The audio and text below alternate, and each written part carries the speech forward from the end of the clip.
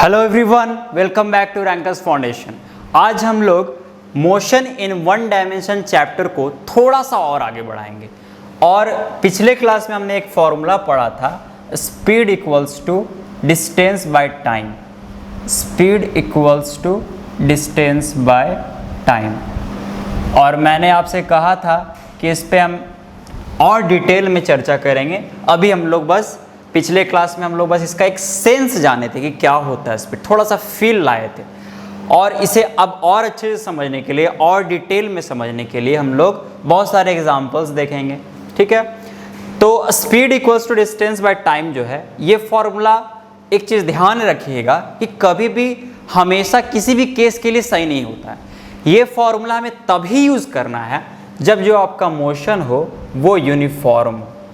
और हमने पिछले क्लास में अच्छी तरीके से पढ़ा था कि यूनिफॉर्म मोशन क्या होता है। जब कोई ऑब्जेक्ट अपना स्पीड ना बदले, स्पीड मेंटेन करते हुए चलते रहे, तो उसे हम लोग कहते हैं यूनिफॉर्म मोशन। फॉर एग्जांपल, अगर मैं इस मार्कर के साथ मूव कर रहा हूँ तो अभी जो ये मोशन है वो कैसा यूनिफॉर्म है। क्यों यूनिफॉर्म है? क्योंकि इसका जो स्पीड है वो बदल नहीं रहा, जिस हिसाब से वो चल रहा था शुरू में उसी हिसाब से हमेशा चलते रह रहा है। लेकिन अगर इस केस को हम लोग ले, यहाँ पे देखिए शुरू में स्पीड धीरे है फिर तेज हो गया, तो ये सब जो केसेस हो गए वो यूनिफॉर्म मोशन के केस नहीं है। और जब भी यूनिफॉर्म मोशन के केसेस नहीं होंगे तब हम लोग इस फॉर्मूला को बिल्कुल भी यूज़ नहीं करेंगे। ये जो केस है वो यूनिफॉर्म मोशन के लिए ही है। ठीक है, अब इसके बाद हम लोग एक एग्जाम्पल देखते हैं इससे और अच्छे तरीके से समझने के लिए।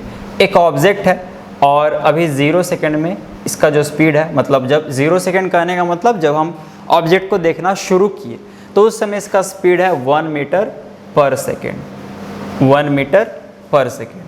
फिर क्या हुआ कि 1 सेकेंड बीत गया और 1 सेकेंड के बाद फिर से हमने जब ऑब्जेक्ट को देखा तो उसका जो स्पीड था वो था 2 मीटर पर सेकेंड। ठीक है, फिर से 1 सेकेंड के बाद हमने देखा तो उसका स्पीड जो है वो 3 मीटर पर सेकेंड हो गया। और फिर से हमने जब देखा तो उसका स्पीड कितना हो गया? 4 मीटर पर सेकेंड। ठीक है, फर्स्ट सेकेंड में हो गया और फिर यहाँ सेकेंड, यहाँ थर्ड सेकेंड और ये 4th सेकेंड। तो 4th सेकेंड तक इसका स्पीड 4 मीटर पर सेकेंड हो गया। मतलब इसका स्पीड जो है वो लगातार बढ़ते जा रहा है। और अब यहाँ पे हमसे पूछा गया कि बताइए, अच्छा पहले एक चीज़ और हम लोग यहाँ पे समझ ले कि यहाँ पे जब हर सेकेंड में स्पीड बदल रहा है तो अगर हम आपसे पूछे कि बताइए कि इस ऑब्जेक्ट का स्पीड कितना है तो हम लोग क्या जवाब देंगे? क्या हम लोग बोलेंगे कि 1 मीटर पर सेकेंड है? नहीं बोल सकते, क्योंकि 1 मीटर पर सेकेंड बस फर्स्ट सेकेंड में था। फिर क्या हम लोग बोल सकते हैं कि 2 मीटर पर सेकेंड है? नहीं बोल सकते। 3, 4 नहीं बोल सकते। तो हम लोग को क्वेश्चन थोड़ा सा और बढ़ाना होगा, क्वेश्चन पूरा करना होगा। हम लोग को पूछना होगा कि एक फिक्स्ड टाइम पे इसका स्पीड कितना है। फॉर एग्जांपल, हम लोग ऐसा पूछ सकते हैं कि बताइए सेकेंड में, मतलब सेकेंड में इसका स्पीड कितना है, दूसरे सेकेंड में कितना स्पीड है इसका। तो हम लोग देखेंगे, अच्छा दूसरे सेकेंड में कितना स्पीड है इसका, तो दूसरे सेकेंड में इसका स्पीड 2 मीटर पर सेकेंड है। तो हमें ये देखना होगा। और उसी तरह से हमसे पूछा जा सकता है कि 3rd सेकेंड में स्पीड बताइए, 4th सेकेंड में स्पीड बताइए कितना है। तो एक खास टाइम पे इसका स्पीड खास होगा, अलग अलग टाइम पे स्पीड इसका बदलेगा। तो ऐसे स्पीड को हम लोग कहते हैं इंस्टेंटेनियस स्पीड। ऐसे स्पीड को हम लोग क्या कहते हैं? Instantaneous speed. आप लोग इंस्टेंट वर्ड से भली भांति वाकिफ होंगे। इंस्टेंट का मतलब होता है किसी फिक्स्ड टाइम पे। ठीक है, तो इंस्टेंटेनियस स्पीड का क्या मतलब होगा कि वैसा स्पीड जो एक फिक्स्ड टाइम पे हो, एक खास टाइम पे हो। ठीक है, तो ये ध्यान रखेंगे हम लोग। और जब भी स्पीड बदले और आपसे अगर पूछा जाए कि बताइए मोशन के शुरू से मोशन के खत्म होने तक उसका स्पीड क्या है, तो जाहिर सी बात है हम लोग एक आंसर तो दे नहीं सकते। लेकिन अगर हमारा मजबूरी हो कि आपको एक ही आंसर देना है तो हम लोग क्या करेंगे?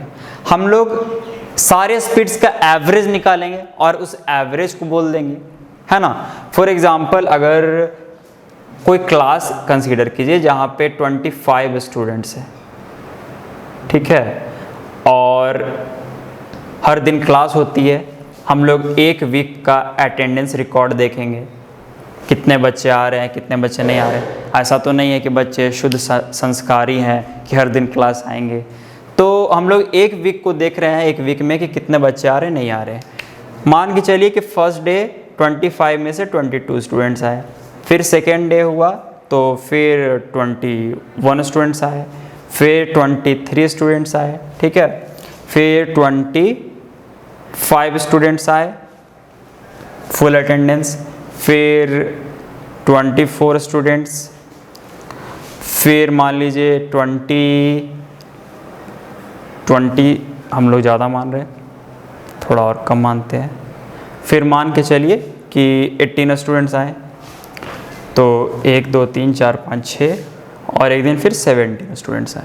और हमसे पूछा जाए अगर कि बताइए इस वीक कितने बच्चे आ रहे थे हर दिन, तो हम लोग इतना तो याद करके नहीं चलेंगे कि हाँ फर्स्ट दिन 22 स्टूडेंट्स, सेकंड दिन 21, फिर थर्ड डे 23, ये इतना याद रखना पॉसिबल नहीं है। हम लोग क्या करेंगे, हम लोग इन सारे नंबर्स का एवरेज निकालेंगे और वही बोल देंगे कि हम लोग इस वीक में इतने बच्चे रोज आ रहे थे। तो एवरेज कैसे निकलता है हम लोग जानते हैं, क्या करते हैं, सबको ऐड करके और फिर 7 से डिवाइड कर देंगे।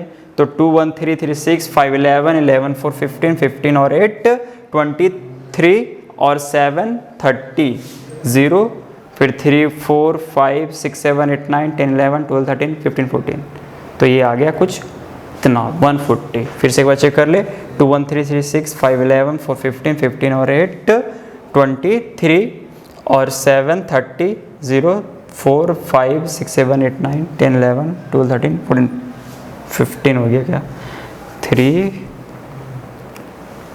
2 1 3 3 6 5 11 11 4 15 15 and 8 23 7 30 4 5 6 7 8 9 10 11 12 13 14 15। अच्छा ये हो गया 15, तो 15 एक अच्छा नंबर नहीं होगा, हम लोग इसे 11 कर दे रहे हैं, ठीक है। यहाँ पे 21 नहीं आए थे, यहाँ पे 11 स्टूडेंट्स आए थे। हाँ अब यहाँ पे 140 सही है, तो इसका एवरेज कितना हो जाएगा, 7 से डिवाइड करेंगे तो यानी हर दिन 20 स्टूडेंट्स आ रहे थे, ठीक है, 20 स्टूडेंट्स एवरेज में। तो हम लोग बोलेंगे कि हर दिन 20 स्टूडेंट्स आ रहे थे। उसी तरह से यहाँ पे स्पीड तो बहुत हर टाइम पे बदल रहा है, अलग अलग इंस्टेंट पे अलग अलग स्पीड है, इंस्टेंटेनियस स्पीड्स है बहुत सारे। तो यहाँ पे हमें एवरेज स्पीड निकालना होगा। तो एवरेज स्पीड कैसे निकलेगा, एवरेज स्पीड निकलता है इस फॉर्मूले से, average speed equals to total distance by total time. हम लोग क्या करेंगे कि टोटल डिस्टेंस निकालेंगे और उस दौरान जिस दौरान मोशन हुआ उस टाइम से उसको डिवाइड कर देंगे। तो टोटल डिस्टेंस निकालते हैं हम लोग इस केस में, देखते हैं कितना होता है। फर्स्ट सेकेंड में 1 मीटर पर सेकेंड स्पीड था, तो कितना चला होगा, 1 मीटर चला होगा, तो यानी 1 metre first second. Second second में कितना चला होगा, तो फिर से देखिए चला, तो सेकेंड का मतलब इंटरवल कितने का हुआ, 1 सेकेंड का हुआ, डिफरेंस 1 सेकेंड का हुआ। तो और 2 मीटर पर सेकेंड के स्पीड से जा रहा है तो कितना हो जाएगा, 2 मीटर हो जाएगा। फिर 3 मीटर पर सेकेंड थर्ड सेकेंड में चला, थर्ड सेकेंड है, ठीक है, 3 सेकेंड नहीं है, थर्ड सेकेंड। तो मतलब टाइम इंटरवल कितना है, 1 सेकेंड का है। तो यानी यहाँ पे भी कितना हो जाएगा, 3 मीटर चलेगा, फिर 4 मीटर चलेगा, और यहाँ पे टोटल टाइम कितना लगा, 4 सेकेंड। तो ये कितना हो जाएगा, ये हो जाएगा 3 3 6 4 10 मीटर बाय 4 सेकेंड। और इसे हम लोग सिंप्लीफाई करेंगे और तो आ जाएगा 2.5 मीटर पर सेकेंड। यानी हम लोग कह सकते हैं कि इसका जो स्पीड था इस मोशन के दौरान वो था 2.5 मीटर पर सेकेंड। लेकिन ये कैसा स्पीड है, एवरेज स्पीड। और एवरेज स्पीड निकालने से हमें क्या फ़ायदा होता है, तो एवरेज स्पीड निकालने से हमें ये फ़ायदा होता है कि हम लोग अगर टोटल टाइम को मल्टीप्लाई कर दे एवरेज स्पीड से, तो जो डिस्टेंस निकलेगा, क्योंकि हम लोग जानते हैं कि स्पीड इनटू टाइम क्या होता है, डिस्टेंस होता है। तो एवरेज स्पीड को अगर हम लोग टोटल टाइम से मल्टीप्लाई कर दे तो जो डिस्टेंस निकलेगा वो वही डिस्टेंस निकलेगा जो कि स्पीड चेंज करने के दौरान वो ऑब्जेक्ट ट्रैवल किया होगा। नहीं आपको यकीन है तो देखिए यहाँ पे हम लोग करते हैं इसे। जब डिस्टेंस हमारा, जब स्पीड बदल रहा था तो हमने कितना ट्रैवल किया था, 10 मीटर। अब देखिए एवरेज स्पीड है 2.5 मीटर पर सेकेंड, तो हम लोग क्या करते हैं, डिस्टेंस निकालते हैं एवरेज स्पीड के हिसाब से। Distance equals to average speed into time of motion. तो एवरेज स्पीड कितना है, 2.5 मीटर पर सेकेंड है, और टाइम ऑफ मोशन कितना है, 4 सेकेंड है। मल्टीप्लाई कीजिए कितना हो जाएगा, तो ये हो जाएगा 10 मीटर। आप मल्टीप्लाई करके देख लीजिए 10 मीटर हो जाएगा। और पहले केस में भी कितना आया था, 2 1 3 3 6 4 10। यानी हम लोग सही बोल रहे थे कि अगर एवरेज स्पीड को हम लोग टोटल टाइम ऑफ मोशन से मल्टीप्लाई कर दे तो जो डिस्टेंस मिलेगा हम लोग को वो वही टोटल डिस्टेंस होगा जब ऑब्जेक्ट का स्पीड चेंज कर रहा था उस दौरान उसने ट्रैवल किया होगा।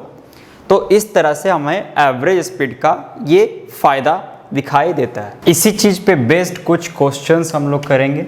फॉर एग्जांपल, अगर कोई ऑब्जेक्ट 2 मीटर पर सेकेंड के स्पीड से चल रहा है और 1 सेकेंड तक ये 2 मीटर पर सेकेंड के स्पीड से चलते रहा, फिर अगले सेकेंड में ये 3 मीटर पर सेकेंड तक के स्पीड से चला, तो आपको बताना है कि ये 2 सेकेंड में जो डिस्टेंस ट्रैवल किया उसका एवरेज स्पीड क्या होगा।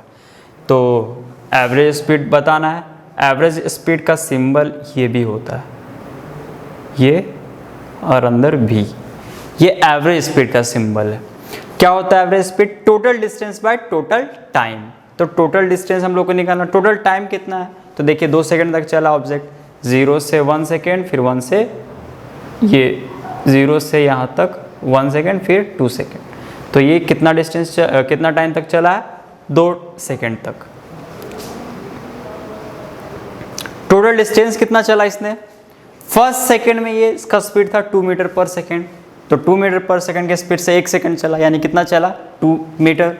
तो 2 मीटर प्लस फिर सेकेंड, यहाँ पे टाइम कितना है, टाइम इंटरवल कितना है, 1 सेकेंड। 2 में से 1 सब्ट्रैक्ट करेंगे तो 1 सेकेंड, तो फिर से ये 3 मीटर चला, यानी कितना हो जाएगा, 5 मीटर बाय 2 सेकेंड, और ये आ जाएगा 2.5 मीटर पर सेकेंड।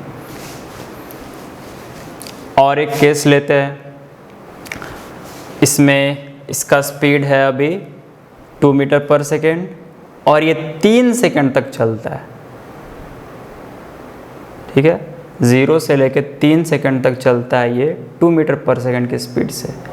फिर 3 सेकेंड से लेकर के ये 5 सेकेंड तक चलता है 3 मीटर पर सेकेंड के स्पीड से। तो आपको बताना है कि टोटल नहीं, ये एवरेज स्पीड क्या होगा। तो एवरेज स्पीड क्या होता है, total distance by total time. तो टोटल डिस्टेंस निकालिए, आप लोग चाहे तो वीडियो को पॉज करके बना सकते हैं। टोटल डिस्टेंस क्या हो जाएगा, तो 2 मीटर पर सेकेंड की स्पीड से कितनी देर चला, 3 सेकेंड चला, तो 3 सेकेंड में पहले कितना चल लिया होगा, तो 2 3 6 मीटर चला होगा पहले 3 सेकेंड में। फिर बचा कितना सेकेंड, देखिए 5 सेकेंड और 3 सेकेंड, कितना का डिफरेंस बचा, तो 2 सेकेंड का डिफरेंस बचा, यानी बाद में फिर 2 सेकेंड के स्पीड से 2 सेकेंड में कितने के स्पीड से चला होगा, 3 मीटर पर सेकेंड के स्पीड से, तो कितना, तो 3 2 6, यानी फिर से 6 मीटर चला। और टाइम कितना लिया इसने इस दौरान, इसने टाइम लिया है टोटल 5 सेकेंड, तो इसका एवरेज स्पीड कितना हो जाएगा, 12 मीटर बाय 5 सेकेंड।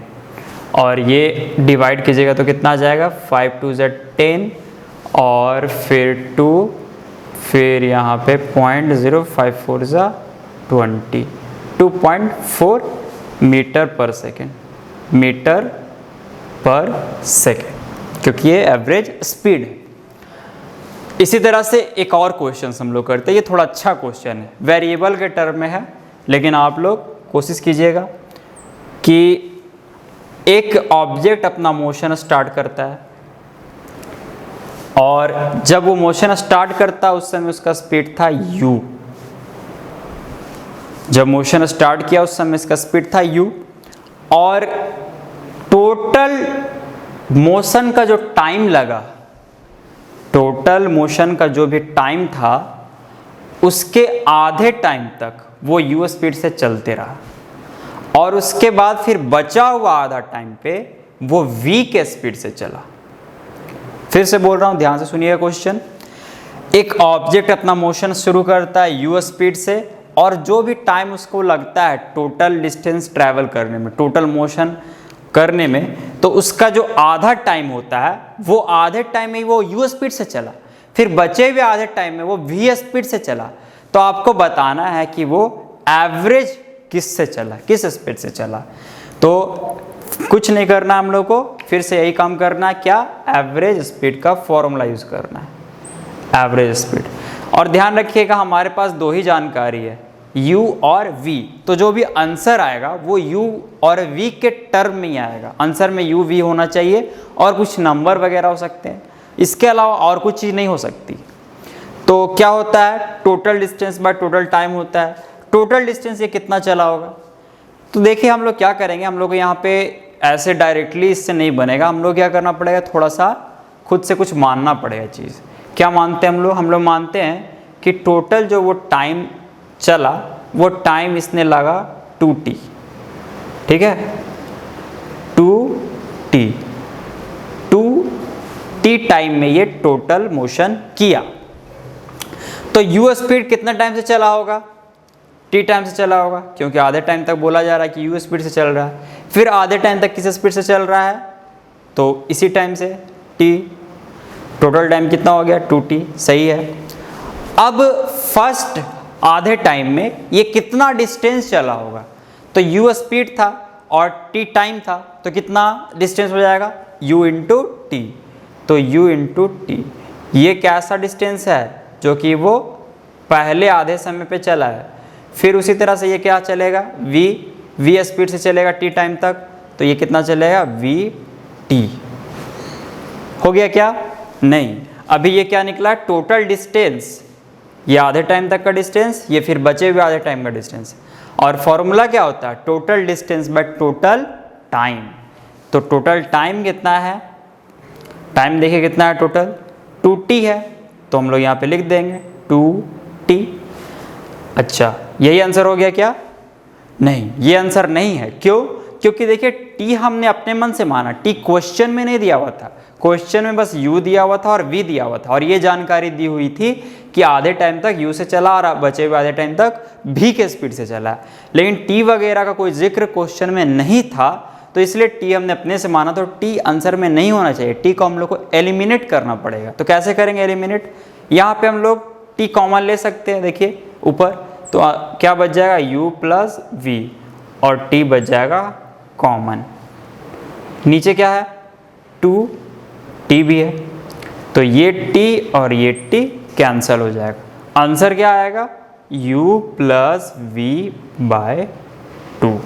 अब देखिए जो आंसर है वो अपने से मानने द्वारा t वगैरह इस आंसर में नहीं है, इस आंसर में वही चीज़ है जो कि क्वेश्चन में दिया हुआ था, u v, और ये 2 एक नंबर है, कांस्टेंट हो सकता है आंसर में, लेकिन अपने द्वारा माना गया कोई वेरिएबल नहीं हो सकता।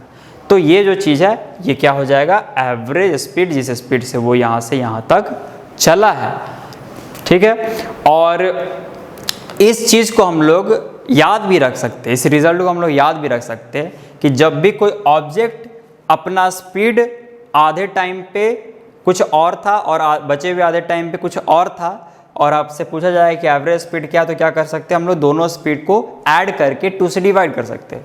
फॉर एग्जाम्पल दिस केस में देखिए 1 सेकंड तक 2 मीटर पर सेकंड से चला, फिर बचे हुए 1 सेकंड तक 3 मीटर पर सेकंड से चला। हम लोग को निकालना एवरेज स्पीड, तो इतना ज़्यादा करने का कोई ज़रूरत नहीं है। हम लोग क्या करेंगे, डायरेक्ट हम लोग दोनों स्पीड को ऐड करके 2 से डिवाइड कर देंगे, क्योंकि यहाँ पर यही है, दोनों स्पीड को ऐड करके 2 से डिवाइड कर रहे हैं। तो 2 और 3 5 बाय 2, यानी कितना आ जाएगा, 2.5 आया था। तो लेकिन ये तभी करेंगे, ये याद रखिएगा पूरा केस, क्या कि जो आधे टाइम तक स्पीड था वो u था, फिर बचे हुए आधे टाइम तक स्पीड v था। ये केस याद रखिएगा, इसी केस में हम लोग u प्लस v बाई 2 कर सकते हैं यूज़, और किसी केस में यूज़ नहीं कर सकते।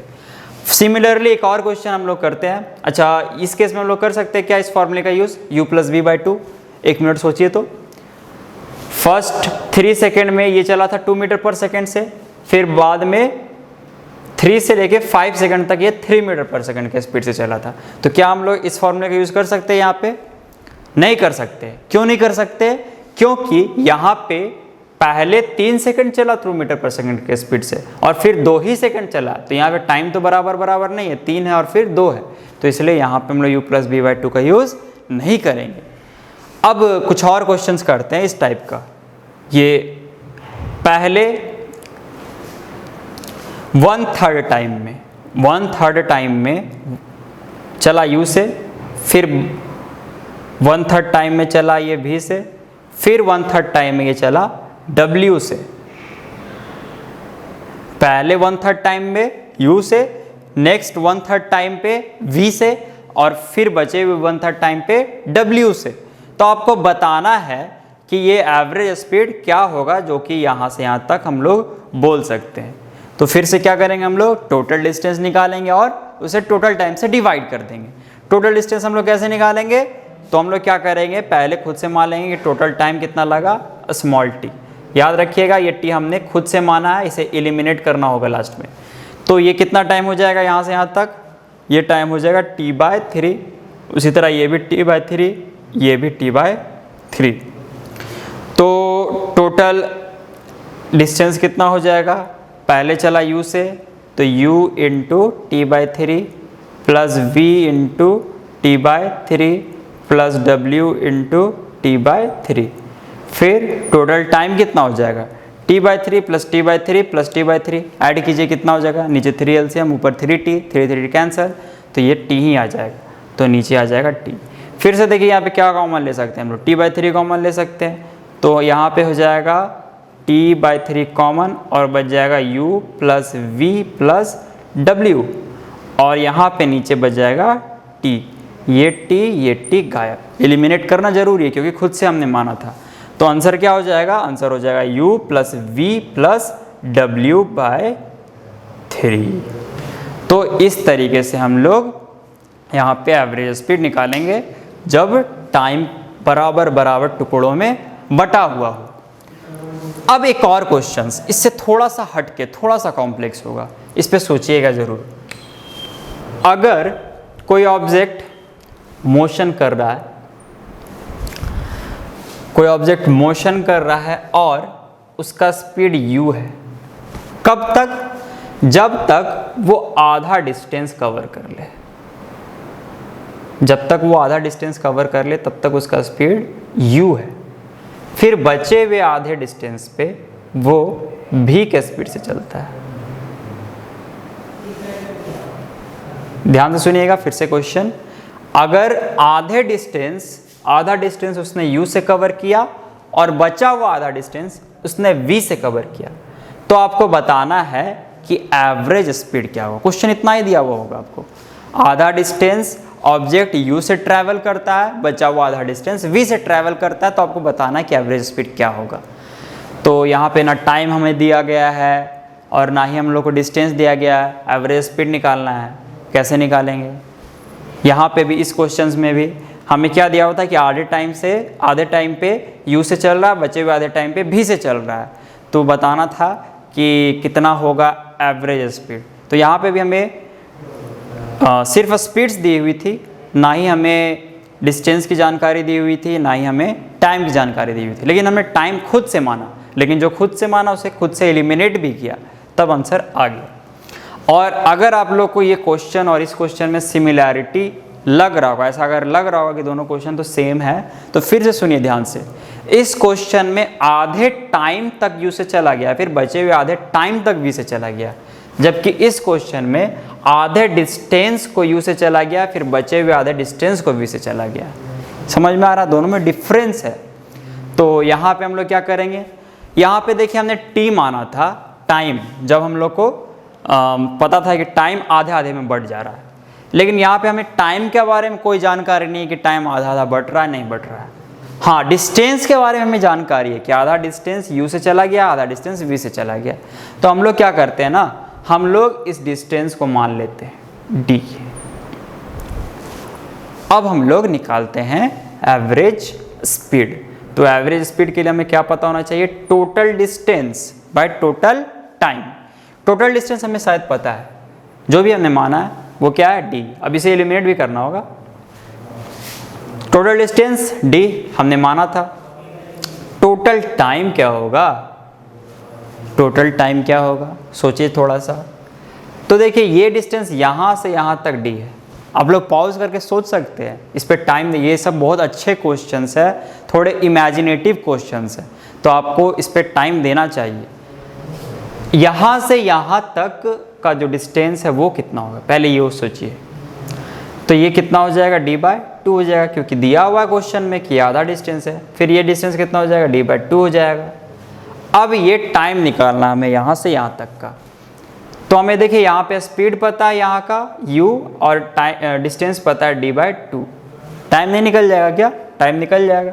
मान लेते हैं ये टाइम t1 है, ठीक है, प्लस यहाँ पे टाइम लगा t2।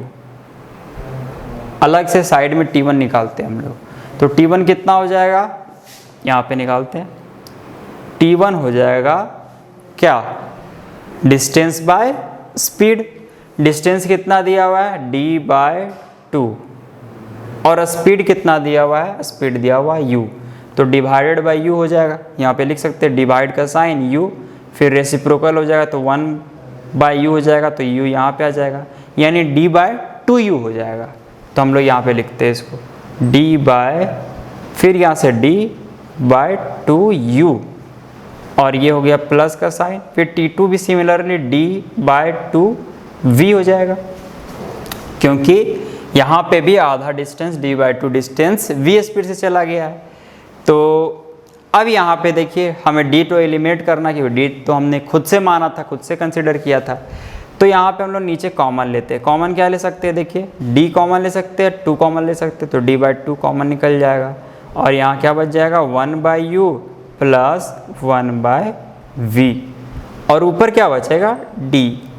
ये d और ये d कैंसल, क्या बच जाएगा, 1/2 1/u प्लस 1/v, और यही हो जाएगा हमारा एवरेज स्पीड।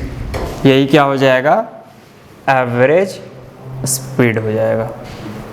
यहाँ पे 2 जो है उसको हम लोग ऊपर भी भेज सकते हैं, ये हो जाएगा एवरेज स्पीड। 2 को हम लोग ऊपर भी भेज सकते हैं। और यहाँ पे क्या आया था, u प्लस v/2, यहाँ पे आ रहा है क्या, 2 को चलिए ऊपर भेज ही देते हैं। ऊपर आ गया 2, क्योंकि 1/2 है ना, तो जब डिवाइड करेंगे 1/2 रेसिप्रोकल क्या हो जाएगा, 2, तो 2 ऊपर मल्टीप्लाई हो जाएगा। तो ये भी हमारा एवरेज स्पीड है और ये भी हमारा एवरेज स्पीड। लेकिन ये किस केस में, जब टाइम आधा आधा बढ़ रहा है, और ये किस केस में, जब डिस्टेंस आधा आधा बढ़ रहा है। तो ये दोनों रिजल्ट्स हम लोग याद कर सकते हैं। इसे हम लोग अर्थमेटिक मीन भी कहते हैं। आगे 10th क्लास में आप लोग पढ़िएगा, अर्थमेटिक मीन होता है एक। फिर इसे हम लोग कहते हैं हार्मोनिक मीन। तो दोनों केसेस अगर हमें याद रहे कि जब भी टाइम आधा आधा बटे तो हम लोग इस फॉर्मूले के यूज़ कर सकते हैं डायरेक्टली, और जब भी डिस्टेंस आधा आधा बटे तो हम लोग इस फॉर्मूले के यूज़ कर सकते हैं डायरेक्टली। अब हम लोग एक और नए टर्म के बारे में जानेंगे, जिसे हम लोग कहते हैं वेलोसिटी। कि वेलोसिटी क्या होता है। तो जिस तरह से हमने अभी पढ़ा कि एवरेज स्पीड इक्वल्स टू क्या होता है, total distance by total time, उसी तरह से एवरेज वेलोसिटी इक्वल्स टू होता है डिस्प्लेसमेंट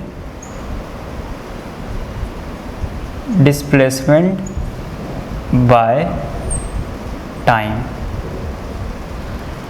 डिस्टेंस और डिस्प्लेसमेंट हम लोग ऑलरेडी पढ़ चुके अच्छे से।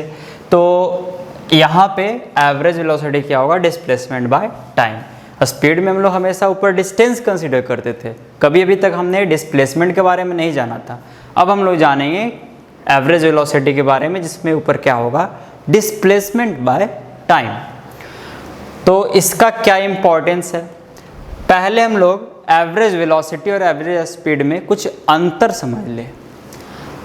अच्छा, डिस्टेंस और डिस्प्लेसमेंट के बारे में हमने पढ़ा था कि डिस्टेंस जो होता है वो एक स्केलर क्वांटिटी होता है, जबकि डिस्प्लेसमेंट कैसा होता है, एक वेक्टर क्वांटिटी होता है, उसका एक डायरेक्शन होता है, एक फिक्स्ड डायरेक्शन। तो उस हिसाब से सोचिए कि एवरेज स्पीड क्या होगा, स्केलर होगा या वेक्टर होगा, और एवरेज वेलोसिटी क्या होगा, स्केलर होगा या वेक्टर होगा। तो एवरेज स्पीड होता है distance by time, average speed equals to distance by time. यहाँ टोटल है, टोटल अंडरस्टूड है, total distance by total time. Distance क्या है, स्केलर है, तो एवरेज स्पीड क्या होगा, कोई स्केलर है उसे हम लोग टाइम से डिवाइड करें तो वो जो क्वांटिटी मिलेगा वो भी हमें क्या मिलेगा, स्केलर ही मिलेगा। लेकिन एवरेज वेलोसिटी, यहाँ पे ऊपर डिस्प्लेसमेंट है और हम लोग जानते हैं कि डिस्प्लेसमेंट क्या होता है, एक वेक्टर होता है, इसका एक फिक्स्ड डायरेक्शन होता है। तो डिस्प्लेसमेंट जब वेक्टर है और उसको हम लोग डिवाइड कर रहे हैं टाइम से, तो एवरेज वेलोसिटी भी क्या होगा, वेक्टर होगा। तो इस तरह से हम लोग वेलोसिटी और स्पीड में कुछ डिफरेंस समझ ले अच्छे से। स्पीड और वेलोसिटी,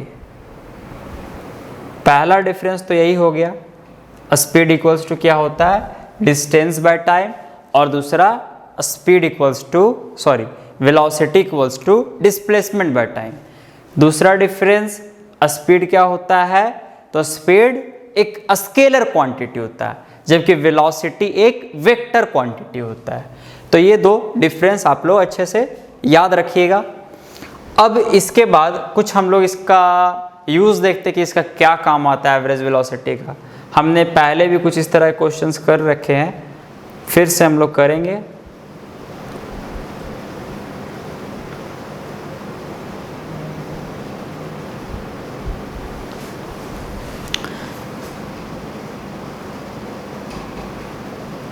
कोई एक ऑब्जेक्ट यहाँ से चलना शुरू करे और एरोज को फॉलो करे और फिर यहीं वापस पहुँच जाए।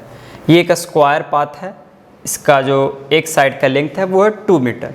आपको बताना है, अच्छा हाँ, ये एक राउंड ट्रैवल करने में, एक राउंड कवर करने में इसे जो टाइम लगता है वो लगता है 2 सेकेंड। तो आपको बताना है कि इसका एवरेज स्पीड क्या होगा और इसका एवरेज वेलोसिटी क्या होगा। क्या होगा average speed, average speed equals to total distance by total time. Total distance कितना चला, ये एक चक्कर मारा तो 2 4 6 8, ठीक है, यानी 8 मीटर। और टाइम कितना लगाया, 2 सेकेंड, यानी एवरेज स्पीड कितना हो जाएगा, 4 मीटर पर सेकेंड। एवरेज वेलोसिटी क्या होगा, average velocity displacement by time. Displacement कितना हुआ, डिस्प्लेसमेंट तो 0 हुआ है, यानी ऊपर 0 और नीचे 2 सेकेंड, यानी एवरेज वेलोसिटी कितना हो जाएगा, 0 मीटर पर सेकेंड। तो यहाँ पे एवरेज स्पीड 4 मीटर पर सेकेंड आएगा और एवरेज वेलोसिटी आएगा 0 मीटर पर सेकेंड। तो ये हम लोग को याद रखना है। अब इसके बाद एक स्क्वायर का रास्ता है, सर्कुलर रास्ता, सर्कुलर पाथ है, और इसमें एक ऑब्जेक्ट ट्रैवल कर रहा है, गोल गोल घूम रहा है। एक चक्कर मारने में वो टाइम लगाता है 2 सेकेंड, और इसका जो रेडियस है वो भी है 2 मीटर। तो आपको बताना है कि इसका एवरेज स्पीड क्या होगा और एवरेज वेलोसिटी क्या होगा। फिर से वही चीज़, average speed equals to total distance by total time. Total distance एक चक्कर मारने में कितना लगेगा, तो 2 पाई आर, 22/7 पाई की जगह, और आर कितना 2, डिवाइड करेंगे, किससे डिवाइड करेंगे इसे, 2 से। तो ये 2 और ये 2 कैंसल, ये आ जाएगा 44/7 मीटर पर सेकेंड। जबकि एवरेज वेलोसिटी क्या आएगा, एवरेज वेलोसिटी आएगा, क्योंकि डिस्प्लेसमेंट जब एक राउंड कंप्लीट होगा डिस्प्लेसमेंट क्या हो जाएगा, 0। तो 0 बाय टाइम कितना लगा, 2 सेकेंड, यानी 0 मीटर पर सेकेंड हो जाएगा एवरेज वेलोसिटी। तो ये चीज़ है, आपसे ऐसे सवाल किए जा सकते हैं। ये वेलोसिटी का क्या सिग्निफिकेंस है अभी हम लोग को ज़्यादा अच्छे से क्लियर नहीं हो रहा होगा। ये क्लियर होने में हम लोग को थोड़ा टाइम लगेगा। जब हम लोग फोर्स वगैरह के बारे में पढ़ेंगे तब हमें समझ में आएगा कि एवरेज वेलोसिटी या वेलोसिटी का क्या काम है, क्या रोल है। फॉर एग्जाम्पल इस केस में देखिए, ये एक सर्कुलर पाथ है और यहाँ पे हर पॉइंट पे जो ऑब्जेक्ट का स्पीड है वो 2 मीटर पर सेकेंड है। यहाँ पे भी 2 मीटर पर सेकेंड, यहाँ पे भी 2, यहाँ पे भी 2, यहाँ पे भी 2, और मैं तो सिर्फ 4 ही पॉइंट दिखा रहा हूँ, लेकिन हर पॉइंट पे इसका स्पीड 2 मीटर पर सेकेंड है। तो अगर हमसे पूछा जाए कि बताइए कि हर इंस्टेंट पे, मतलब किसी भी टाइम पे इसका इंस्टेंटेनियस जो स्पीड है वो बदल रहा है क्या? तो नहीं, इंस्टेंटेनियस स्पीड तो नहीं बदल रहा है। हर इंस्टेंट पे जो स्पीड है वो क्या है? सेम है, एग्जैक्टली 2 है। लेकिन और ऐसे मोशन को जब इंस्टेंटेनियस स्पीड ना बदले, इंस्टेंटेनियस स्पीड सेम रहे, तो हम लोग क्या कहते थे कि हम लोग का जो स्पीड है वो क्या है? यूनिफॉर्म है, कांस्टेंट है, फिक्स्ड है, नहीं बदल रहा है। तो यानी यहाँ पे ये यूनिफॉर्म मोशन है। अब हमसे ये अगर पूछा जाए कि बताइए कि इसका वेलोसिटी बदल रहा है क्या? तो अभी हमने एवरेज वेलोसिटी के बारे में पढ़ा, तो वो कुछ एवरेज स्पीड के ऐसा ही सिमिलर था। तो जिस तरह से एवरेज स्पीड में भी एक इंस्टेंटेनियस स्पीड होता था जो कि एक खास टाइम के स्पीड के बारे में बताता था, उसी तरह से एवरेज वेलोसिटी में भी एक इंस्टेंटेनियस वेलोसिटी होता है। और इंस्टेंटेनियस वेलोसिटी क्या होता है? वो एक खास टाइम पे ऑब्जेक्ट के वेलोसिटी के बारे में बताता है। वो पूरा मोशन के बारे में नहीं बताएगा। एवरेज मतलब क्या होता है? पूरा मोशन के बारे में बता दे, शुरू से अंत तक। लेकिन इंस्टेंटेनियस का मतलब क्या होता है? एक फिक्स्ड टाइम पे। तो जिस तरह से एक फिक्स्ड टाइम पे इंस्टेंटेनियस स्पीड होता था, उसी तरह से एक फिक्स्ड टाइम पे इंस्टेंटेनियस वेलोसिटी होगा। तो अगर हमसे ये अब पूछा जाए कि बताइए इसका इंस्टेंटेनियस वेलोसिटी बदल रहा है क्या? तो देखिए यहाँ पे इंस्टेंटेनियस वेलोसिटी 2, यहाँ पे भी 2, यहाँ पे भी 2, हर पॉइंट पे कितना है? 2 है। हर पॉइंट पे इंस्टेंटेनियस वेलोसिटी का जो वैल्यू है वो 2 है। तो हम लोग क्या बोलेंगे कि वेलोसिटी भी नहीं बदल रहा। जिस तरह से एवरेज नहीं बदल रहा था जिस तरह से स्पीड नहीं बदल रहा था, उस तरह से वेलोसिटी भी नहीं बदल रहा है। लेकिन ये गलत क्यों है? यहाँ पे इस पॉइंट पे जो वेलोसिटी का डायरेक्शन है वो क्या है? ऊपर। यहाँ पे किधर है? Left side. तो यानी इस पॉइंट पे वेलोसिटी का डायरेक्शन ऊपर, इस पॉइंट पे वेलोसिटी का डायरेक्शन लेफ्ट साइड, यानी वेलोसिटी का डायरेक्शन बदल गया। और हम लोग पढ़ चुके हैं कि वेलोसिटी एक वेक्टर क्वांटिटी होता है जहाँ पे डायरेक्शन भी वैल्यू रखता है। मतलब वहाँ पे मैग्नीट्यूड तो होना ही चाहिए, डायरेक्शन भी होना चाहिए। और अगर डायरेक्शन बदल जाए तो वो वेलोसिटी भी बदल जाता है। यानी यहाँ पे वेलोसिटी जो है वो सेम नहीं है। इंस्टेंटेनियस वेलोसिटी बदल रही है और लगातार बदल रही है हर पॉइंट पे। क्यों? क्योंकि इस पॉइंट पे वेलोसिटी का डायरेक्शन ऊपर है और इसके जस्ट जो बगल वाला पॉइंट होगा वहाँ पे वेलोसिटी का डायरेक्शन थोड़ा सा तिरछा हो जाएगा, थोड़ा सा इस डायरेक्शन में हो जाएगा। फिर और ऊपर जाएंगे तो और तिरछा, फिर और ऊपर और तिरछा, यहाँ तक पहुँचते पहुँचते वेलोसिटी का डायरेक्शन ऊपर से इधर हो जाएगा। समझ में आ रहा है? यहाँ पे वेलोसिटी का डायरेक्शन इधर हो जाएगा। टेंजेंट बना दीजिए। अगर ज़्यादा आपको कन्फ्यूजन हो रहा है तो जिस पॉइंट पे वेलोसिटी का डायरेक्शन चाहिए उस पॉइंट पे आप टेंजेंट बना दीजिए। टेंजेंट आप लोग जानते हैं, एक ऐसा लाइन जो कि सर्कल को बस छू करके चला जाए। तो यहाँ पे वेलोसिटी का डायरेक्शन ये है, फिर लगातार बदलते बदलते बदलते टॉप पॉइंट पे वेलोसिटी का डायरेक्शन लेफ्ट साइड हो जा रहा है, यानी वेलोसिटी जो है वो लगातार बदल रहा है। तो हम लोग नहीं बोलेंगे कि इंस्टेंटेनियस वेलोसिटी सेम है, ऐसा हम लोग नहीं बोलेंगे। हम लोग बोलेंगे कि वेलोसिटी हर पॉइंट पे बदल रहा है। और जब भी वेलोसिटी चेंज होता है तो हम लोग बोलते हैं कि फोर्स लगता है, चाहे वो वेलोसिटी का सिर्फ डायरेक्शन ही क्यों ना बदले। अगर सिर्फ डायरेक्शन बदल रहा है तो भी हम लोग क्या बोलेंगे? फोर्स लग रहा है। अब ये चीज़ें आगे की है, थोड़ा बहुत आप लोग समझ सकते हैं अभी, लेकिन आगे ये पूरी तरीके से क्लियर हो जाएगी। फॉर एग्जाम्पल अगर ये सर्कुलर पाथ पे घूम रहा है तो ऐसे ही कोई भी चीज़ सर्कुलर पाथ पे नहीं घूम सकता है। आपको क्या करना पड़ेगा? एक फोर्स लगाना होगा सेंटर की तरफ। जैसे आप लोग कभी कोई चीज़ को नचाए होंगे गोल गोल, तो क्या करते हैं हम लोग? जो चीज़ है वो उसको अपने तरफ सेंटर की तरफ हम लोग ऐसे टानते हैं, तब जाके वो गोल गोल घूमता है। तो यहाँ पे भी एक फोर्स लग रहा है। जो कि वेलोसिटी चेंज होने के कारण, वेलोसिटी का डायरेक्शन चेंज होने के कारण लग रहा है। और अगर आपको ये चीज़ नहीं समझ में आई अभी तो कोई बात नहीं, आप लोग जब हम लोग फोर्स पढ़ेंगे नेक्स्ट चैप्टर ये वो, तो फिर ये चीज़ और अच्छे से क्लियर हो जाएगी। तो आज के लिए इतना ही, मिलते हैं अब हम लोग अगले वीडियो में।